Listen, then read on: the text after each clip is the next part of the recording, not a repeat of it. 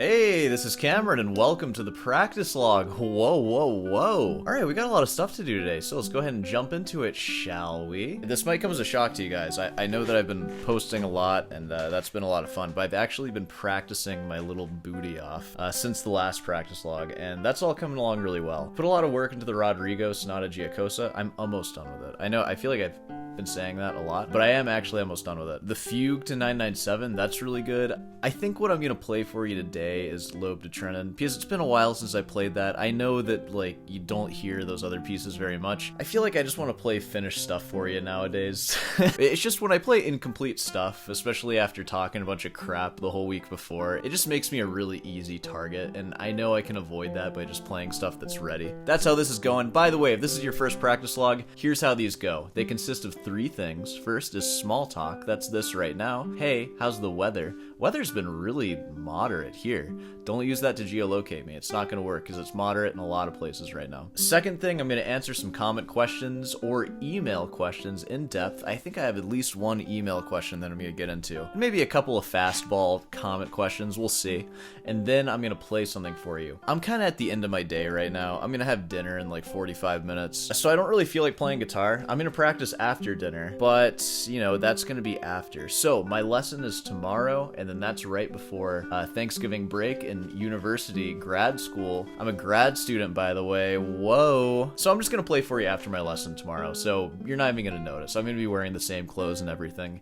See if you notice, actually. We'll see. I'm gonna try to make it to where I look exactly the same. And that's the show. Yeah, I know. No Rick Beato, no Jacob Collier, just a little bit of sore hands playing with his sore hands. I'm gonna be playing Mertz this time, though. You know, I've been getting into some new stuff recently. Like, you guys remember that Marson video I made in the last video, I'm pretty sure it was, where I took an hour to make a little, like, fugue, a fake fugue rendition of Marson's little subject that he played for his Art of Guitar song. I had a lot of fun doing that, and after that I went back to the fugue of 1001, and maybe I'll pull out the guitar and just play a little bit for you. After learning it and being so intimate with it, which, like, I have been, because I've had it in my head for the last 2 years or so, and it's been memorized for like a year or more. When I really look at the harmony and look at, like, the subject and where it comes in on each note, it's actually not that complicated, you know? And this is kind of bad because I'm not supposed to be working on that fugue right now, but it's just been fun to, like, go through it and really understand what's happening. Because it's all based around this subject. This is small talk, by the way, so you can skip this.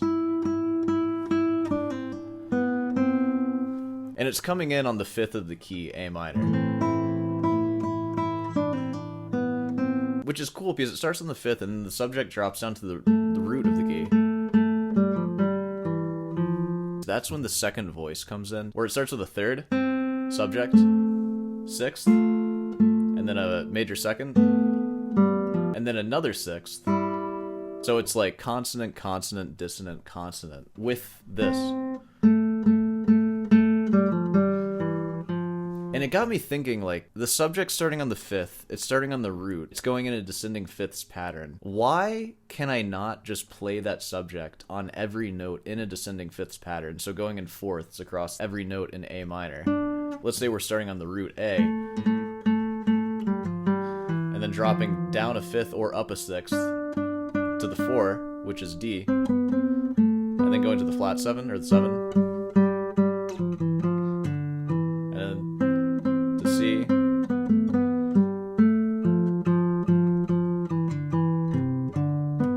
Going in circle 5ths,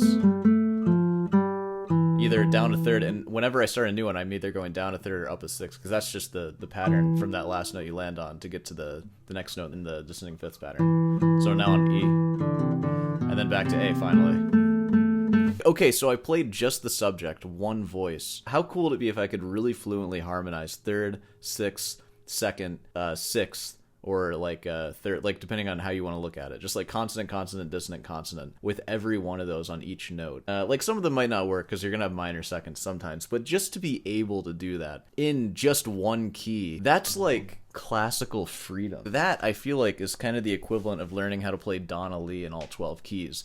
Like, it's just freedom to be able to do anything at that point. And it's hard to do, and I'm trying to do it without writing it out. I'm trying to just use my brain to play it. I might have to write it out at some point, but I don't know. I don't know if that would defeat the purpose. It certainly wouldn't, honestly. But it's really cool. If I can do that, I could now play that subject on any note in A minor with 2 voices. So then, like, I can move through the circle of fifths freely either way. Like, if I get fluent at moving, like, in fifths or fourths, whichever way I want to go to. As it goes, because it starts with...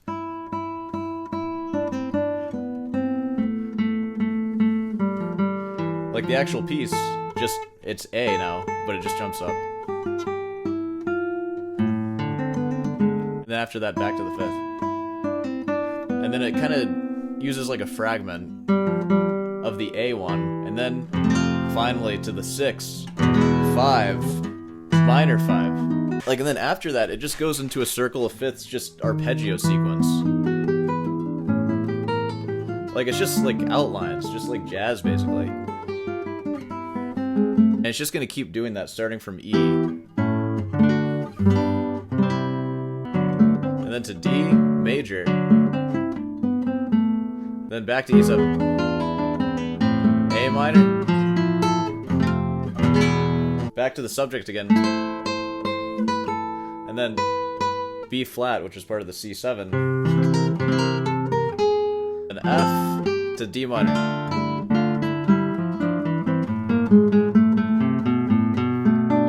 Just 2, 5, 1. And then you're just back to the beginning again, but now an octave higher.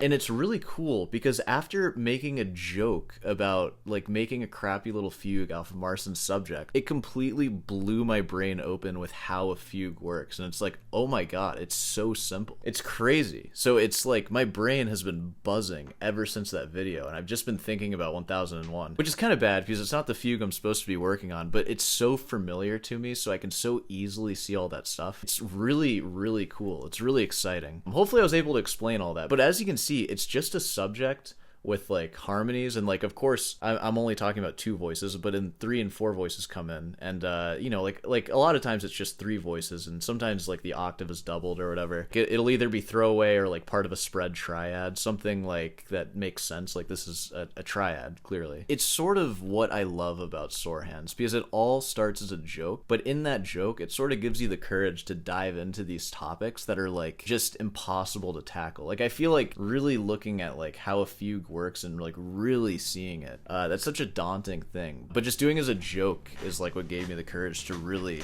get into it and really like see it. Hopefully some of that made sense and you could actually get something from that. It would probably help if you're really familiar with that fugue. Those are my 1001 goals right now. I want to first be able to play that subject really fluently through the circle of fifths, forwards and backwards, and then harmonize it with a consonant, consonant, dissonant, consonant on any of those notes, just in A minor for now. And then from there, maybe the key of the 5 and the key of the 4, and just see different ways to play circle of fifths sequences in arpeggios, like that arpeggio section that starts on the E minor.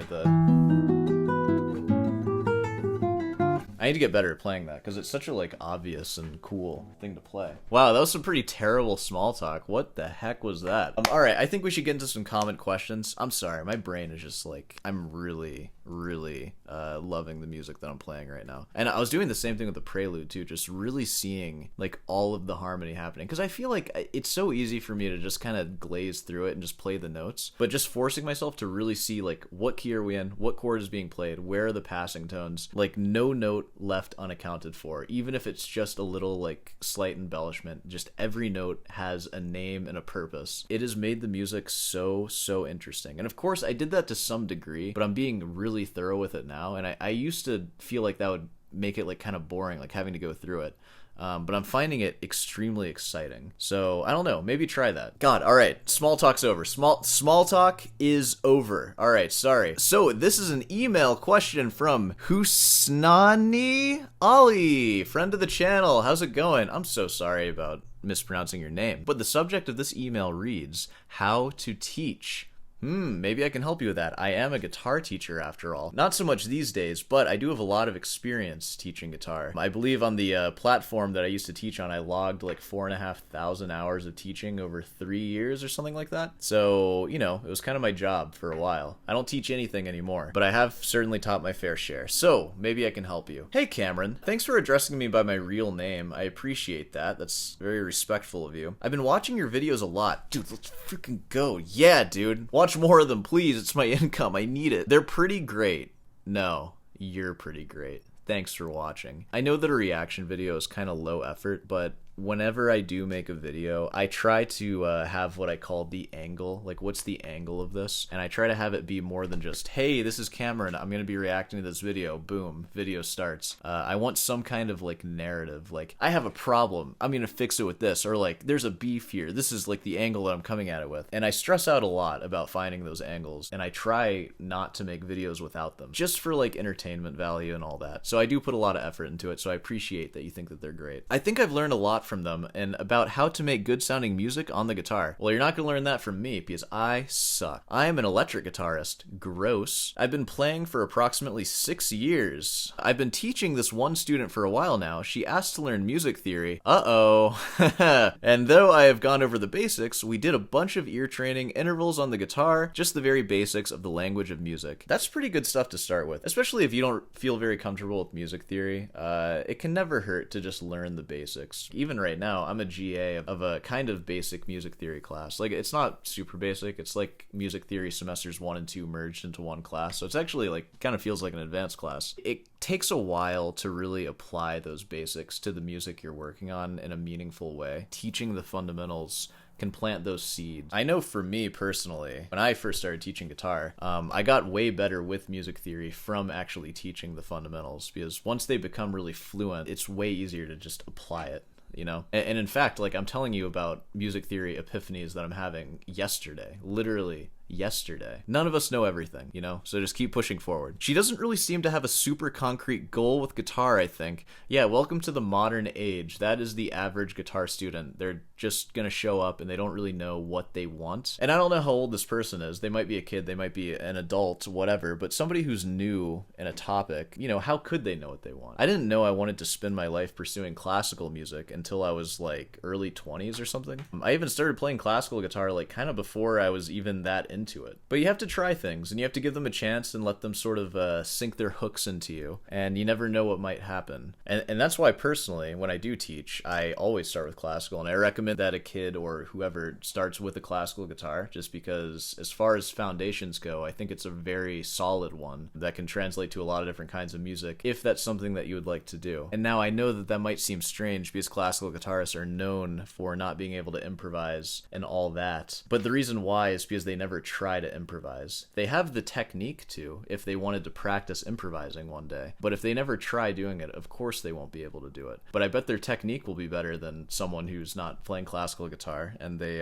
won't injure themselves or develop some like hand disease as easily. So like ultimately you're gonna do whatever you want to do with guitar. Improv or jazz or rock or whatever is not a part of what you want to do, of course they're bad at it. So, you know, that argument that like classical guitarists are bad at that stuff is kind of stupid because they don't want to do that. They want to play classical music. And I think right now we just kind of do whatever during classes. Like, we'll build up a groove or study composition or transcribe something. Okay, you know, kind of feeds into what I was saying, just a wide net. I really want to teach people, man. It's pretty fun. I'd love if you made a video about your teaching methods, the content of what you teach, something along those lines, just your personal experience, because you've been teaching for a good long while and have had many students. I think I've had 300 in total over 3 years, which sounds bad. It's like, what, you're losing a lot of students? No, students come and go though. It's just how it works. And I know that number because, again, like, it was all online and it catalogs that for me. But I've had more since starting this YouTube channel. I think I've probably had like 20 or 30 from this YouTube channel before I stopped teaching. So because I've been teaching for a good long while, you assume that I'd have plenty of insight for aspiring teachers. Thanks. Keep making videos, man.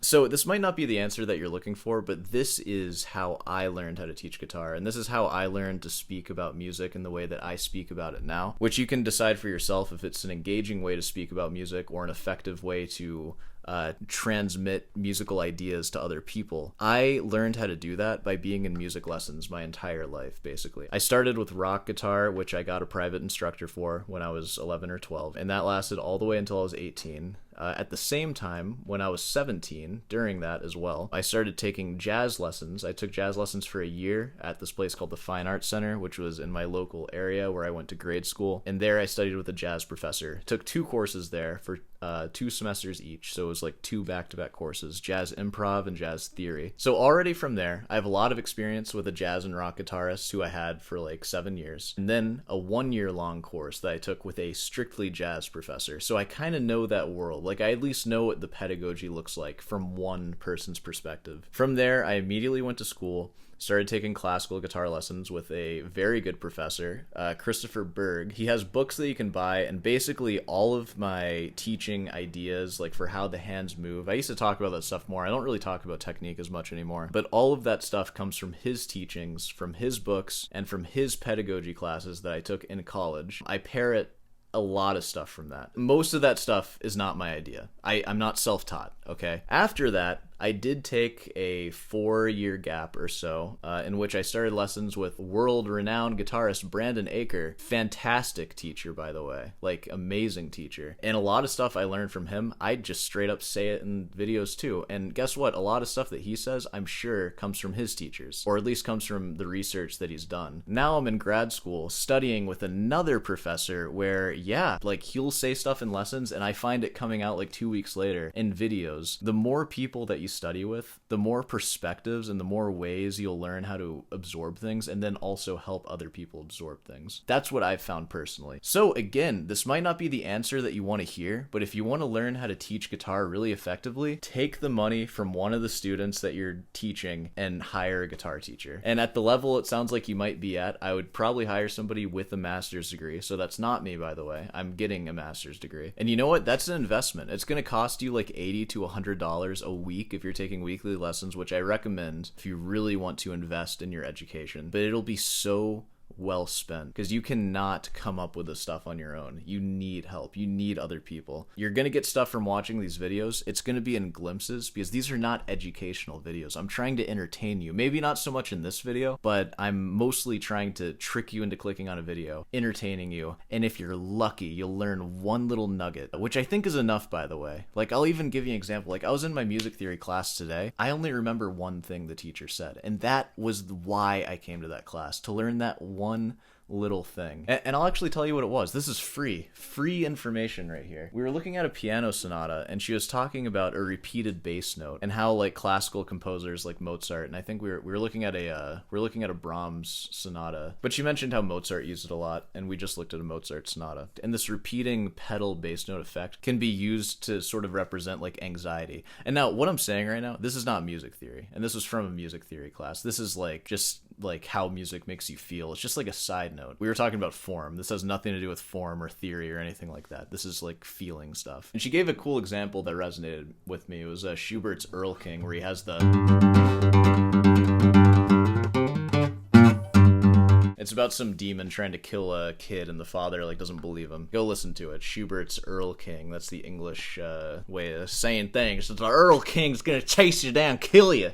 Sorry. But we were talking about form, which is like kind of boring, and it's just like, all right, cool. And that stuck with me, and that will stick with me forever and ever. And whenever I hear that in music now, I'm always going to think of that, and it's just going to generally deepen my understanding with music, and I'm sure I will pass that on to, I'm passing it on right now to you. I literally just heard that. And if you want to break down like what it cost me to just be exposed to that information, which like you can be exposed to that for free, obviously, but what I paid for that information was probably around $100, because I'm paying for grad school. Like I'm paying like over $1,000 a month or something like that. So if you look at every single class, like I'm paying a ton of money to just go to a bunch of classes every week. And yeah, Like, I've noticed a difference just from one semester even. Like, it's money well spent. I'm a more musically informed person, and I feel myself growing exponentially fast. Way faster than I grew when I first started this channel. Like, things are just becoming really clear to me, and it's really cool. And I'm motivated to practice a lot. So yeah, that's what paying for lessons does for you. Of course, watching my videos, you'll pick up on my style and everyone who I've learned from, but if you really want to learn how to teach, you're going to have to immerse yourself in the teachings of a fantastic teacher. And if you're confused as to where you'll find a teacher, like, of course, check like your music stores, but I mean, don't get just like any random guitar teacher and ask them to teach you classical. You're not going to get the same experience as you will from an actual classical teacher, if classical is what you're interested in. Find somebody with credentials, and, you know, in my experience, I know online lessons aren't very popular, but I think they work, and I personally have put my money where my mouth is on that, because I've given them and I've also bought them. If you've been watching for long enough to see like pre-Brandon, post-Brandon playing, I think from just those 3 months, which is about a semester that I took with Brandon, there was a huge difference in my playing, like mainly in the expressiveness of my playing. Like, he really taught me a lot in that area. So I think online lessons work. Where do you find online lessons? Look for classical guitarists on YouTube, find one that you like, send them an email. They all teach. They all are looking for students. Not everybody can be sore hands where we make fun videos that get a ton of views and then I make money off of that. The average classical guitarist does not make a living off of YouTube views. They will accept your money, and their rates will probably be not that expensive. Like, that's not a promise, obviously. Like, they'll charge what they charge. I don't know. Like I said, like between 80 and $100. Maybe even 60. Like, I charged 60 for a really long time. Like I said, you'll glean stuff from me from watching my videos. You won't glean as much from watching like an actual academic video, but also watching an academic boring video is hard to get through. It's boring. It's work. I try to make my videos not work to watch. Like, I want them to be entertainment first. And like I said with that one like class example that I just took today, oftentimes you're only getting 1 or 2 nuggets from a boring class anyways, so why not just have a fun, entertaining class and then just have the nugget in there, and that's like good enough, you know? And if that nugget inspires you to then go watch a boring video on that topic, great. Now you want to watch that video. So that is how I learned how to teach, and like how I learned everything, basically. Like, get a guitar teacher. Boom. There we go. That's all I got. Oh my god, it's been 40 minutes. What have I been talking about? I'm sorry if this video is like so freaking boring. There's gonna be a fun one coming out next time, so just skip this one if you don't like it, which, like, if you're already at this point, you didn't skip it. So, let's go ahead and end it, because I've talked enough. I've been yapping your ear off. I'm gonna get to playing now. And again, this is how this is gonna work. I'm gonna play tomorrow, but I'm gonna put it right here, and you're gonna hear that. It's gonna be Lobe de Trennen, probably, unless it's something else, in which case I'm sorry. Oh, and speaking of Schubert, it's not Earl King, but it's Lobe de Trennen, like I said. Schubert's song, transcribed by Mertz, played by sore hands. Here it is. Boom.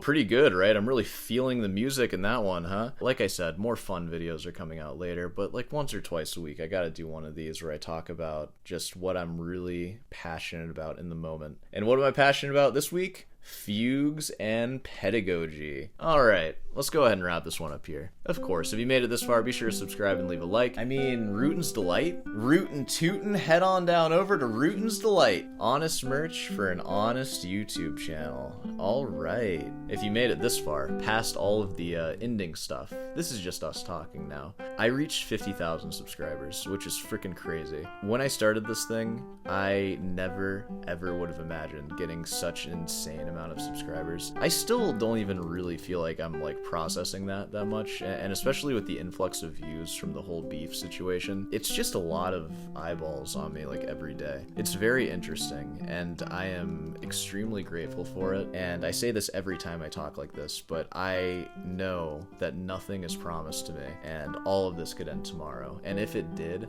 I would be like eternally grateful, because experiencing what I'm experiencing with this right now is like unreal, and is unimaginable, honestly. Like, if it weren't happening to me, I wouldn't even think it's possible. So I'm just very lucky to be able to invest so much into music and so much into like comedy and like making videos. It's like everything I want in my life. I feel like a man who has like everything. And I guess what I'll try to give to you is just keep cranking out these videos and just try to make them as funny and entertaining and like maybe slightly educational as possible. And I'm just gonna keep on doing that while you guys are watching. And yeah, that's it. Thanksgiving's coming up. The year is coming to an end. First semester's coming to an end. We got another 3 to go. It's already been a semester. I only have 3 left, and then I'm just gonna like not be a grad student anymore. What am I gonna say about myself? It's crazy, and it also makes me wonder, like, where are things gonna be in 3 more semesters? Because I think I entered this semester in the low 30s in subscribers, like 30,000. So I've gone up like 15 or 20,000 in this semester.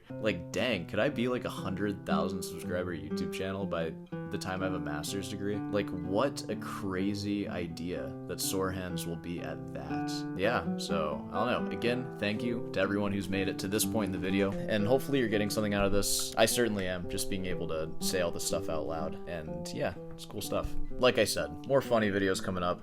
I'll do another one like this in like a week or so, maybe like 5 days, who knows. And yeah, alright, I'll see you in the next one.